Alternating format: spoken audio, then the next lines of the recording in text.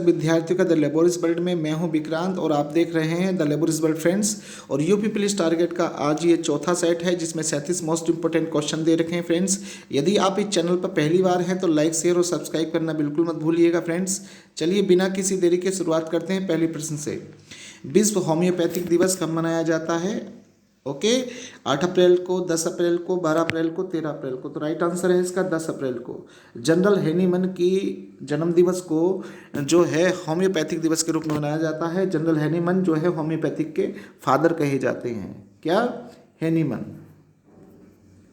जो हेनीमन है वे होम्योपैथिक के फादर कहे जाते हैं। उनका इस दिन जो है जन्म दिवस होता है, तो इसलिए ये मनाया जाता है। ये बात आप ध्यान रखेंगे। ओके, चलिए नेक्स्ट।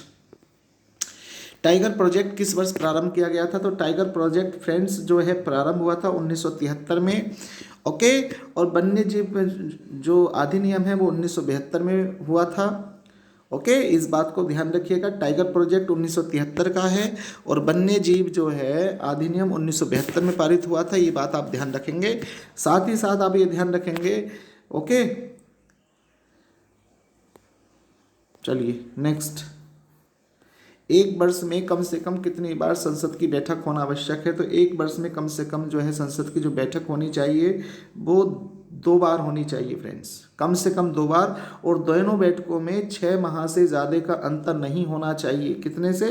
6 माह से ज़्यादा का अंतर नहीं होना चाहिए। 6 मंथ से ज़्यादा का अंतर नहीं होना चाहिए। ये बात आपको ध्यान रखनी है। नेक्स्ट, संविधान के किस अनुच्छेद में धन विधेयक को परिभाषित किया गया है? तो संविधान का जो अनुच्छेद है 110 उसमें जो है धन विधेयक को परिभाषित किया गया। और धन विधेयक हमेशा लोकसभा में पारित किए जाते हैं। ये बात आप ध्यान रखिएगा। काय में? लोकसभा में। ओके, और लोकसभा को क्या कहा जाता है? हाउस ऑफ द पीपल भी कहा जाता है, निम्न सदन भी कहा जाता है, अस्थायी सदन भी कहा जाता है। ये बातें आप अलग से ध्यान रख सकते हैं। नेक्स्ट, भारत का बिस्मार्क किसे कहा जाता है? तो आपको बताना है भारत का बिस्मार्क किसे कहा जाता है। राजा राममोहन राय को, सरदार वल्लभ भाई पटेल को। राइट आंसर है सरदार वल्लभ भाई पटेल। सरदार वल्लभ भाई पटेल को भारत का बिस्मार्क कहा जाता है। ओके, और सरदार वल्लभ भाई पटेल ने ही जो रियासतें थीं 552 रियासतें थीं उनको एक करने का जो काम करा था वो सरदार वल्लभ भाई पटेल ने ही करा था। राजा राममोहन राय को भारत का आधुनिक भारत का पिता कहा जाता है। ये ध्यान रखिएगा। और दयानंद सरस्वती जो हैं इन्होंने वेदों की ओर लौटो का नारा दिया था। और आपको ध्यान हो कि दयानंद सरस्वती का जो मूल नाम है वो ठीक है मूल शंकर है। ओके, मूल शंकर। और स्वामी विवेकानंद का जो मूल नाम है वो नरेंद्र है। ये ध्यान रखेंगे, स्वामी विवेकानंद का मूल नाम नरेंद्र है। तो अलग से जो बातें बताई जा रही हैं फ्रेंड्स वो भी याद रखिए, वो भी कहीं ना कहीं प्रश्न हैं। ओके, चलिए। महात्मा गांधी ने केवल एक बार कांग्रेस के वार्षिक अधिवेशन की अध्यक्षता की है। वो कौन सा अधिवेशन है? कानपुर अधिवेशन 1925 है, या बेलगांव अधिवेशन 1924 है, या बनारस अधिवेशन 1905 है, या लखनऊ अधिवेशन 1916 है। तो राइट आंसर है इसका बेलगांव 1924 में महात्मा गांधी एक बार जो है कांग्रेस की अध्यक्षता करी, केवल आपको ध्यान रखना 1924 में। ओके, कानपुर अधिवेशन जो हुआ था 1925 में हुआ था, जिसमें सरोजनी नायडू भारत की पहली महिला कांग्रेस की अध्यक्ष बनी थी। ये बात आप ध्यान रखिएगा। हालांकि महिला अध्यक्ष जो हैं 1917 में बनी थी एनी बेसेंट, लेकिन बात है भारतीय महिला की। एनी बेसेंट हमारे देश की नहीं थी, आयरलैंड की महिला हैं, आयरिश महिला हैं। ये आपको ध्यान रखना है। ओके, थियोसफिका सोसाइटी की सदस्य बनके वो भारत आई थी।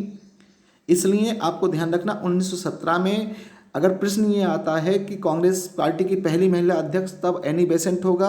अगर क्वेश्चन ये आएगा कि भारतीय महिला तब आपका सरोजनी नायडू होगा। ओके, ध्यान रखिएगा फ्रेंड्स।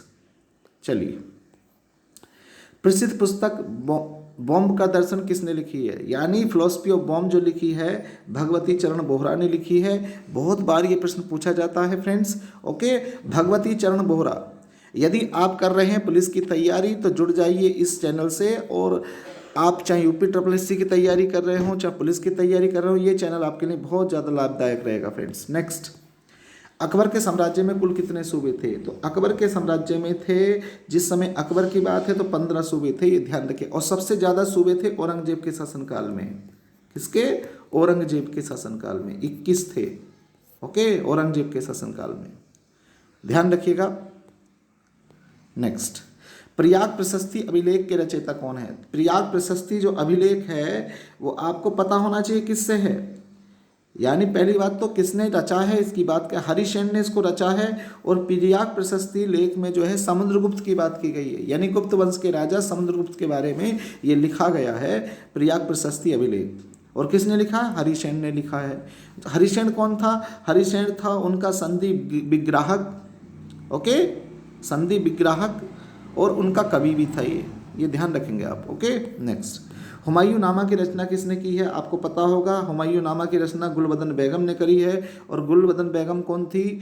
यानी बाबर की बेटी थी, हुमायूं की बहन थी और अकबर की बुआ थी ये गुलबदन बेगम। हुमायूं नामा की रचना गुलबदन बेगम ने करी है। गुलबदन बेगम कौन थी? हुमायूं की बहन थी और बाबर की बेटी थी, ओके। अर्जुमंद बानो बेगम जो है कौन है? मुमताज महल का असली नाम है अर्जुमंद बानो बेगम। रोशन आरा, जहां आरा शाहजहां की पुत्रियां हैं, ओके, ये ध्यान रखिएगा आप अलग से। नेक्स्ट, तमिल व्याकरण की प्रसिद्ध पुस्तक तोलकाप्पियम किसने लिखी है? तो तमिल व्याकरण की जो प्रसिद्ध पुस्तक है वो तोलकाप्पियम ने लिखी है, ओके, ये ध्यान रखिएगा, बहुत इंपॉर्टेंट क्वेश्चन है। तमिल व्याकरण की प्रसिद्ध पुस्तक तोलकाप्पियम किसने लिखी है? तोलकाप्पियर ने लिखी है, बहुत बार प्रश्न में आ जाता है, ओके। नेक्स्ट, सूर्य की बाह्य सतह का तापमान कितना होता है? जो सूर्य की बाह्य सतह होती है, एक्सटीरियर लेयर होती है, उसका जो तापमान होता है वो 6000 डिग्री सेल्सियस होता है, ये ध्यान रखिएगा, ओके। और जो इंटीरियर होता है, जो केंद्र वाली बात होती है, तो आपको ध्यान रखना है 15,000 का, 15,000 सेल्सियस, ओके, ये ध्यान रखिएगा। और सूर्य सबसे नज़दीक का तारा है, ये बात भी आप याद रखिएगा, ओके। कौन सा ग्रह है जो हरे रंग का दिखाई देता है? बताइए जल्दी से फ्रेंड्स, कौन से ग्रह को हरे रंग का ग्रह कहते हैं? ओके, अरुण को कहते हैं, वरुण को कहते हैं, जल्दी से बताइए। हरे रंग के कारण जो हरा रंग का दिखाई देता है, बताओ जल्दी से, तो है वरुण। और इस हरे रंग का क्यों दिखाई देता है? मीथेन के कारण, मीथेन गैस पाई जाती है यहाँ पर, और मीथेन के कारण ये हरे रंग का दिखाई देता है। क्या कहते हैं इसको? CH4, okay. केमिस्ट्री में जो मीथेन का सूत्र है वो CH4 है, मीथेन, ओके। चलो ध्यान रखिएगा फ्रेंड्स। नेक्स्ट, हैदराबाद किस नदी के किनारे बसा हुआ है? आपको पता होगा हैदराबाद जो है मूसी नदी के किनारे बसा हुआ है। और हैदराबाद को पुलिस कार्रवाई के द्वारा जो है भारत में शामिल किया गया था, ये आपको पता होगा। जब 552 क्या थी रियासतें थी, तीन रियासतें ऐसी थी जिन्होंने मना कर दिया था शामिल होने के लिए, तो इनको, ठीक है, जूनागढ़ को जनमत संग्रह के द्वारा, हैदराबाद को पुलिस कार्रवाई के द्वारा और कश्मीर को विलय पत्र के माध्यम से शामिल किया गया था, ओके, ध्यान रखेंगे। चलिए नेक्स्ट, पारिस्थितिकी शब्द का प्रयोग सर्वप्रथम किसने किया? पारिस्थितिकी तंत्र बोला गया है। जब तंत्र की बात की जाएगी तो इसका आंसर जो होगा अर्थर टेंसले हो जाएगा, ये ध्यान रखेंगे। और जब केवल ये आता पारिस्थितिकी, अगर तंत्र ना दिया होता तो आंसर होता अर्नेस्ट हैकेल, ये बात ध्यान रखिएगा। इकोलॉजी और इकोसिस्टम दोनों अलग अलग शब्द हैं, ये ध्यान रखिएगा। तो प्रश्न कई बार आता है, बच्चे कंफ्यूज हो जाते हैं, स्टूडेंट्स कंफ्यूज हो जाते हैं, गलत कर देते हैं। तो पारिस्थितिकी तंत्र की बात करेंगे तो अर्थन ट्रांसलेट की बात करेंगे 1935, ओके, 1935 में इन्होंने किया था, ओके, ध्यान रखिएगा, ओके। जितनी बातें बताई जा रही हैं इनको अगर आप ध्यान से सुनेंगे भी तो निश्चित रूप से आपको बहुत सारे प्रश्नों का जवाब मिल जाएगा, ओके। तो अर्नेस्ट हैकेल ने परिस्थितिकी का प्रयोग किया था, तंत्र का नहीं किया था। तंत्र का किया था टेंसले ने, ओके, ध्यान रखिएगा। और फंक ने विटामिन शब्द का प्रयोग किया था, ये ध्यान रखने वाली बातें, ओके फ्रेंड्स। चलिए आगे चलते हैं। केवलादेव पक्षी विहार कहाँ पर है? तो केवलादेव पक्षी विहार है भरतपुर राजस्थान, ओके, भरतपुर राजस्थान में केवलादेव पक्षी विहार है जो राजस्थान में है, ओके, ध्यान रखिएगा। भारत का पहला कार्बन मुक्त राज्य कौन सा है? जल्दी से बताइएगा, ओके, हिमाचल प्रदेश। और यदि आप उसको PDF चाहिए तो PDF आप ले सकते हैं, फ्री में PDF मिलेगी आपको, ओके। जुड़िए इस चैनल से। संविधान के किस अनुच्छेद में अल्पसंख्यकों को अपनी पसंद की शिक्षण संस्थाओं को स्थापित करने और उनका संचालन करने का अधिकार दिया गया है? यानी स्थापित करने और चलाने का जो अधिकार दिया गया है वो अनुच्छेद 30 में दिया गया है, ओके, ओके। और 29 में क्या है? यानी अल्पसंख्यक अपनी भाषा, अपनी लिपि, अपनी संस्कृति को बनाए रख सकते हैं, ओके, इनके साथ किसी प्रकार का भेदभाव नहीं किया जाएगा, अनुच्छेद वो 29 है, ओके। अनुच्छेद 25 में कहा गया है, धार्मिक शिक्षा की बात की गई है कि प्रत्येक व्यक्ति अपनी इच्छा अनुसार किसी भी धर्म का पालन कर सकता है। ओके। और अनुच्छेद 28 में क्या कहा गया है, यानी किसी भी व्यक्ति को धार्मिक चंदा लेने के लिए बाध्य नहीं किया जा सकता। ओके, ध्यान रखिएगा इतनी बातें। नेक्स्ट, किस अनुच्छेद के अनुसार राष्ट्रपति को क्षमा आदि की कुछ मामलों में दंड, दोष के निलंबन और अप्रिय लघुकरण की शक्ति प्रदान है? तो आपको ध्यान रखना, अनुच्छेद 62 में ऐसा है कि 72 में, ध्यान रखिए, टिक तो मैंने 72 लगाया, मुंह से मेरे 62 निकला, लेकिन ध्यान रखिएगा आपको 72 याद रखना है। जब भी इस तरह की बात आएगी, क्षमादान की बात आएगी, तो प्रेसिडेंट को ये पावर है कि वो किसी की सजा को माफ़ कर सकते हैं according to the article 72 friends. Okay, ध्यान रखिएगा। नेक्स्ट, विद्युत बल्ब के अंदर कौन सी गैस होती है? Oxygen, carbon dioxide, organ. Right answer है ऑर्गन। Okay friends. नेक्स्ट, सर्वाधिक विद्युत चालकता वाला तत्व क्या है? कॉपर है, चांदी है, एल्युमिनियम है, लोहा है। तो आपको ध्यान रखना, जो सबसे अच्छा सुचालक है विद्युत का, वो चांदी है, परंतु चांदी के तार इसलिए नहीं लगाए जाते क्योंकि ये काफ़ी महंगे पड़ जाएंगे, इसलिए इसको यूज़ नहीं करते हैं। लेकिन जो है सबसे ज़्यादा ये क्या है, सुचालक है। ओके, ध्यान रखिएगा इस बात का। अंतरिक्ष में भेजा गया भारत का प्रथम उपग्रह क्या था? भास्कर था, आर्यभट्ट था, या रोहिणी था, एप्पल था? तो राइट आंसर है आर्यभट्ट। ओके, आर्यभट्ट भारत का पहला उपग्रह था जो अंतरिक्ष में भेजा गया था, और ये बात है 1975 की। ओके, ध्यान रखिएगा। एक्सरे मशीन का आविष्कार किसने किया है? तो एक्सरे मशीन का आविष्कार किया है W.K. रोएंटजन ने। W.K. रोएंटजन ने एक्सरे मशीन का आविष्कार किया है। एडिसन ने इलेक्ट्रिक बल्ब बनाया था, ग्राहम बेल ने फ़ोन बनाया था, और मार्कोनी ने बनाया था क्या? रेडियो। ओके, तो ध्यान रखने वाली बातें हैं फ्रेंड्स। यदि आप इस चैनल से जुड़े हुए हैं तो आप शेयर करिए, लाइक करिए, कमेंट्स करिए। Okay. Next, Tata institute of fundamental research कहाँ पर स्थित है? तो ये है मुंबई में। आपको ध्यान रखना है, मुंबई में। Tata institute of fundamental research कहाँ पर है? मुंबई में। ध्यान रखिएगा फ्रेंड्स। नेक्स्ट, जल में घुलनशील विटामिन। देखिए, जल में जो विटामिन घुलते हैं वो विटामिन होता है बी और सी। बी और सी विटामिन जो है जल में घुलते हैं, और बाकी जो विटामिन होते हैं आपके, चाहे वो के हो, चाहे वो ई हो, चाहे वो डी हो, चाहे वो, ठीक है, वो सारे विटामिन जो घुलते हैं वो वसा यानी फैट में घुलते हैं। ओके, ध्यान रखिएगा। ओके, तो राइट आंसर क्या होगा? जल में घुलनशील विटामिन पूछा है तो इसका राइट आंसर होगा बी और सी। ओके, बी और सी दोनों होंगे क्योंकि दोनों ऑप्शन में दे रखे हैं, तो इसलिए बी और सी दोनों को लिखा जाएगा। ओके, विटामिन बी की कमी से बेरी होता है, विटामिन सी की कमी से स्कर्वी रोग होता है जो मसूड़े दांतों से संबंधित होता है, और विटामिन ए की कमी से रतौंधी होता है, और विटामिन डी की कमी से रिकेट्स यानी सूखा रोग होता है। ध्यान रखिएगा फ्रेंड्स। ओके, चलिए, बायोडीजल बनाने में किस वनस्पति का प्रयोग किया जाता है? तो बायोडीजल बनाने में जिस वनस्पति का प्रयोग किया जाता है उसे रतनजोत कहते हैं। ओके, जैट्रोफा की फसल कहते हैं। जैट्रोफा की फसल यानी रतनजोत से बायोडीजल बनाया जाता है। ये प्रश्न बहुत बार मिलेगा आपको। नेक्स्ट, उत्तर प्रदेश में सिंचाई का सबसे बड़ा स्रोत क्या है? तो उत्तर प्रदेश में जो है ट्यूबवेल है, यानी नलकूप के द्वारा सबसे ज़्यादा सिंचाई होती है उत्तर प्रदेश के अंदर। ओके फ्रेंड्स, किस वर्ष भारतेंदु नाट्य के अकादमी की शुरुआत हुई है? तो आपको ध्यान रखना 1975 में हुई है फ्रेंड्स। ओके। नेक्स्ट, संगीत शिक्षा है तो उत्तर प्रदेश में जो पहला संगीत महाविद्यालय स्थापित किया गया था उसका नाम बताइएगा। तो उसका नाम है भातखंडे हिंदुस्तानी संगीत महाविद्यालय। राइट आंसर है थर्ड। उत्तर प्रदेश की वह कौन सी मुख्यमंत्री हैं जिसे आयरन लेडी भी कहा जाता है? उत्तर प्रदेश में केवल 2 महिला मुख्यमंत्री बनी आज तक। ओके, सबसे पहली सुचिता कृपलानी थी जो उत्तर प्रदेश की और पूरे देश की थी, और उसके बाद कुमारी मायावती, ये 4 बार मुख्यमंत्री बनी। ये ध्यान रखिएगा, इन्हीं को आयरन लेडी भी कहा जाता है। और सरोजिनी नायडू क्या थी? ये राज्यपाल थी भारत की, और भारत की राज्यपाल होने के साथ उत्तर प्रदेश की भी राज्यपाल थी क्योंकि उत्तर प्रदेश में बनी थी ये बात भी आप ध्यान रख सकते हैं। नेक्स्ट, सिंधु घाटी सभ्यता के किस स्थल से लिपस्टिक के साक्ष्य मिलते हैं? लिपस्टिक समझते हैं, यानी लिपस्टिक जो महिलाएं आज लिपस्टिक लगाती हैं उस लिपस्टिक के साक्ष्य आपको सिंधु घाटी सभ्यता में मिलते हैं चनहुदड़ों से।